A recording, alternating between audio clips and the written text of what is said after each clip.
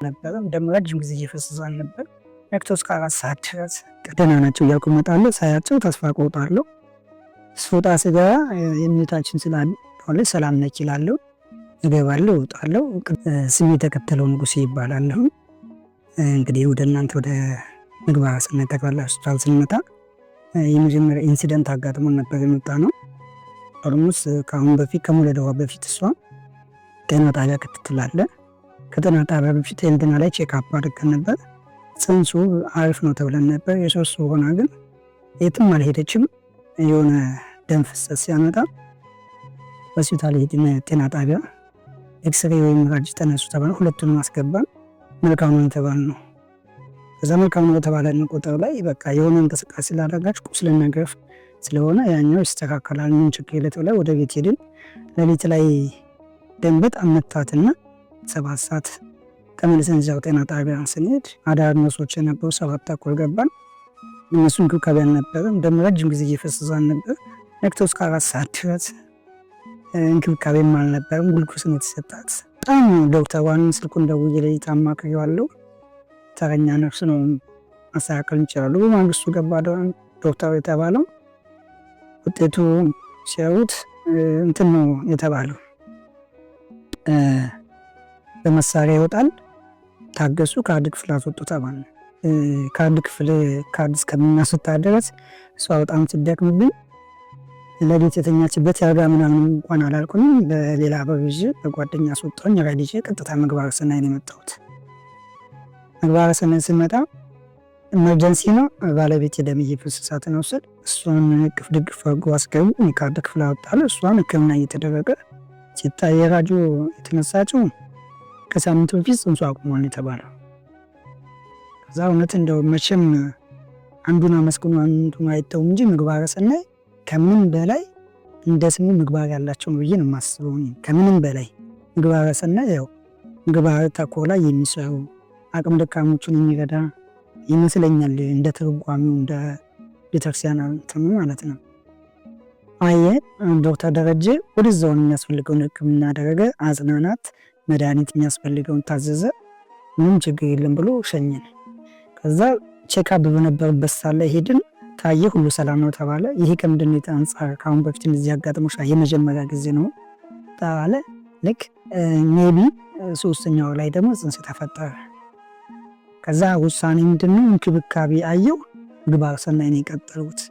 እንደውም የግል ላይ ዋጋው ኃይል የሚሆንብህ ለምን ታውቃለህ? በየወሩ ክፍያ ያለው በምትሄዱ ሰዓት ለስባት አይ ከገንዘብ ይልቅ ሰው ይቀድማል ብዬ ቀጥታ ምግባረ ሰናይ ክትትል ተደረገ። ምናልባት አልፎ ተርፎ ጽንሱ እንደ ቼክ እንደተደረገ 2 መሆን ሲገባ ዶክተር ደረጀን በጣም አደንቀዋለሁ። በሙያው የሚሰራ ሰውና ሙያውን አብዴት የሚያደርግ በጣም ያስደስታል። ምንም በቃ ሲያጽናናት 2 ልጆች በጣም ሲምፕል ነው። አንቺ ጥሩ ቦታ ነው ያለሽው፣ አመጋገብሽን ጠብቂ፣ ንጽህናሽን ጠብቂ ሁሉ አንተ እንክብካቤውን ሲመካት እኔ ደስተኛ ነበርኩ። አልፎ ተርፎ ደግሞ ከምንም በላይ ቤተክርስቲያን አካል ላይ የቤተክርስቲያን ሆስፒታል እንደመሆኑ ደስተኛ ነበርኩ ነው። ለምን ዋናኛው ህይወት አኗሪ ወይም ህይወት ሰጪ እግዚአብሔር ነው። ከዛ ቀጥሎ ደግሞ የሰው ልጅ ነው እና ያን ሳስብ አይ አይደለ 2 ልጆች 10 ልጆች እግዚአብሔር መስጠት ይችላልበታል ሚሉሽን ብቻ የዶክተሮችን እንክብካቤ አዳምጭ ብዬ በዛው ቀጣልን። ወደ መስተጫወቻው ስንመጣ ክፍያ ላይ ትንሽ ጫን ሲለኝ አልቻልኩም ነበር። ልጆቹ ያለ እድሜያቸው እንደሚወልዱ ኦልሞስት 20 ቀን ሲቀራቸው ነው መጥመጣ የተባለው። መጥቶ ዶክተር ደረጀ እንዴት ነው መጣ። ሰርጀሪ ተሰራች። ብራሲ ሲባል ማስያዝ አለብኝ አንሳኝ ከዚህ ላከው። ኦልሞስት ለልጆቹ ብራሲ ዛዚ ሲባሉ አንደኛ 1.5 እና 1.7 ነው። በጣም የወረደ ኪሎ ነበር ሁለቶቹ። ኦክሲጅን ተሰጥቷቸዋል፣ ግሉኮስ ተሰጥቷቸዋል። እኔ ለራሴ ተስፋ የቆረጥኩበት ጊዜ ነበር። እሷም ሰርጀሪ ተሰርታለች። ሰርጀሪ የተሰራችበትን እንዲህ ነው ብሎ ለእሷ ለመናገር ይበልጥ መሟን ለማባበስ ስለሆነ ደህና ናቸው እያልኩ እመጣለሁ። ሳያቸው ተስፋ ቆርጣለሁ። ስወጣ ስገባ የእመቤታችን ስላለ ሰላም ነች ይላለሁ። እገባለሁ፣ እወጣለሁ። ቅዱስ ሚናስን በጣም ስለምወደው የቅዱስ ሚናስን ገድል ይዤ ልጆቹ ላይ እያመጣሁ እወጣለሁ፣ እገባለሁ። እንክብካቤያቸው ጋር ስመጣ ከዶክተር ከነርስ ከተላላቂ ስቲል ከጥበቃ ጀምሮ ኮሚኒኬሽናቸው በጣም ደስ ይል ነበር። ከሚጠበቀው በላይ ነው።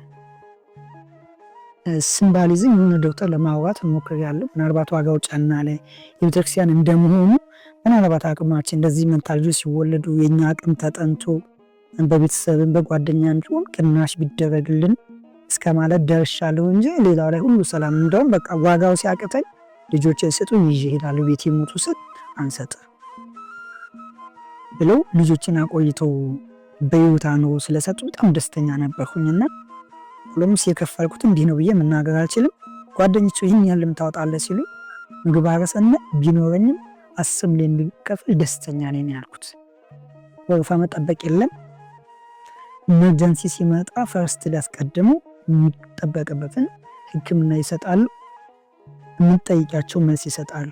ይበልጥ ምግባረ ሰናይ እንደ ስሙ ዶክተሮቻችን ምግባር ያላቸው ናቸውና እውነት በዚሁ ቀጥሉ ነው የምለው።